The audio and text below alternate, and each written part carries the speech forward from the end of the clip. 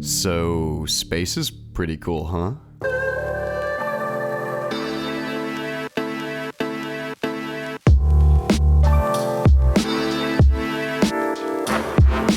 A little while ago, I tried making a video on astrophotography at Mammoth Cave National Park, but honestly, it was just really boring, so I never uploaded it. Alright, it's midnight.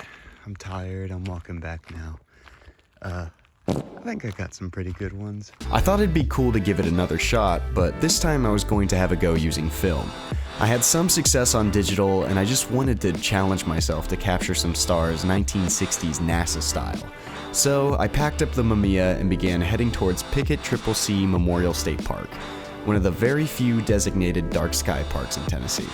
I got there mid-afternoon, and after setting up camp, I went hiking to kill some time until it was dark, and I found this awesome overlook. So, after regretting leaving the camera in the car, I ran 2 miles to go pick my equipment up, and then I hiked 2 miles back just in time to catch the sunset. Oh god, I hate the uphill bits. I loaded up some Kodak Gold and grabbed what I could before it got too dark.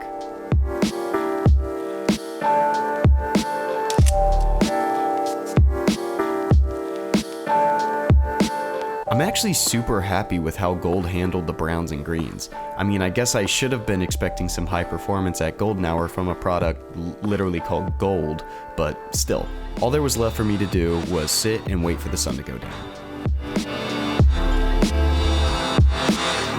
Well, it got super dark, and I gotta walk 2 miles through the woods, so the time lapse is gonna continue, but I figured I'd start walking back before I got mauled by Okay, sorry about that. Made it. Holy fuck, I never want to do that again. When I got back to the campsite, I began making myself a little dinner and decided to get a time lapse of the stars while I was cooking. Well, that's not sketch at all. Gotta love 10 p.m. grids.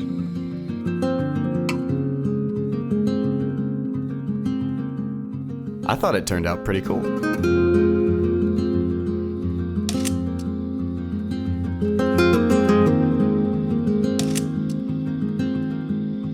At this point, it was finally dark enough to head to the observation area and start getting some shots on film.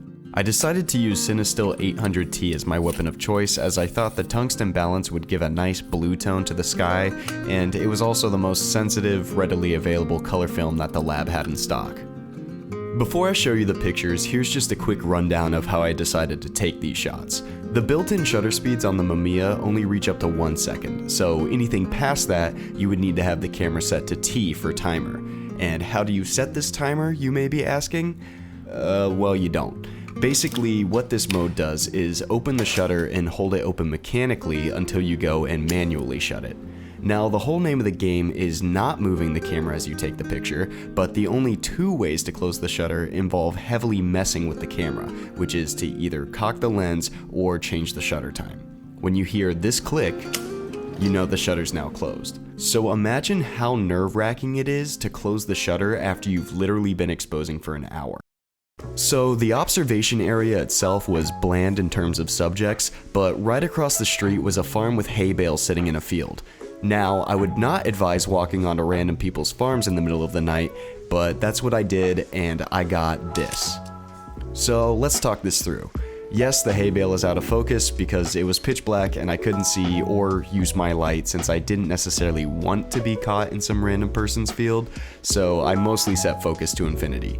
You may also notice how bright the photo is. I had left this to expose for a full hour, but what I didn't account for was the fact that the moon was going to be nearly full that night.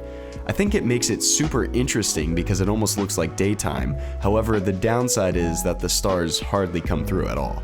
There's some very clear star trails at the upper part of the frame, but it wasn't nearly as prominent as I had hoped. After carefully closing the shutter, I decided to bracket the shot with a much shorter exposure of 1 minute and 23 seconds. I came to this number by testing a shot at 800 ISO on the digital camera and found that 30 seconds provided a decent exposure. And after adjusting for film reciprocity, I calculated a time of 83 seconds. I know it's nerd shit, but it turned this out. I guess focus a little better on this one, which certainly made the stars more blurry, but I don't think it's the worst I've ever taken. Maybe I should have exposed for a bit longer, but regardless, it's what I have. I wanted the next shot to just be stars with no foreground, since I was curious if anything would show up at all. For the first shot, I left the shutter open for an hour and got this. I actually think it's super cool. If you don't know what you're looking at, it kinda just looks like geometric art, but once you know it's the stars, it's kinda interesting just to see their trails as the Earth's rotating. For the second shot, I kind of arbitrarily chose 3.5 minutes to equate to a 1-minute exposure on digital, and got this. A lot more stars certainly showed up, but I think 3.5 minutes isn't really long enough to generate interesting light trails, but just long enough to make the stars look a little too blurry. Finally, I ended up doing the same 1-minute 23-second exposure time for this one, which kinda has the same problem, but a little less blur.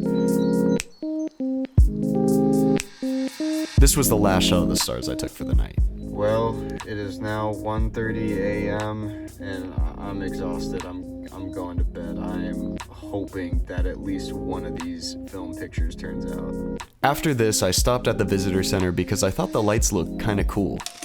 And I really do love Cinestill's halation effect.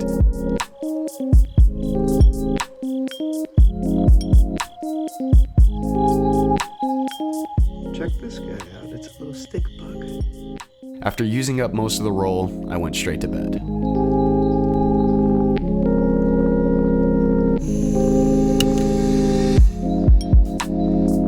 So here's my thoughts on stars on film as I show you some more Kodak Gold shots from the following morning, because as it turns out, Pickett has way more to offer than just stars. Overall, I would say digital is the way to go for astrophotography. Though film shots are cool and you don't have to worry about them running out of battery, dealing with the reciprocity and also not being able to see what you need to correct for after a test shot makes the whole experience more challenging and frankly nerve-wracking. I know these shots only took up like a minute of video, but I was out in the field for nearly 3.5 hours. I am not a person that stays up late, so for something like astrophotography, I need an immediate payoff to encourage me to stay up even later. I'd say there were two main issues with how I took these pictures. One was I paid absolutely no attention to what phase the moon would be in, which kind of blew out most of the stars in the sky. The other was the massive temperature drop that fogged up the lens as I was doing the long exposure. I think that's what caused this interesting glow right in the center as the moonlight was diffused across the lens. It generated a cool look, but it didn't lead to the clear image that I was hoping for.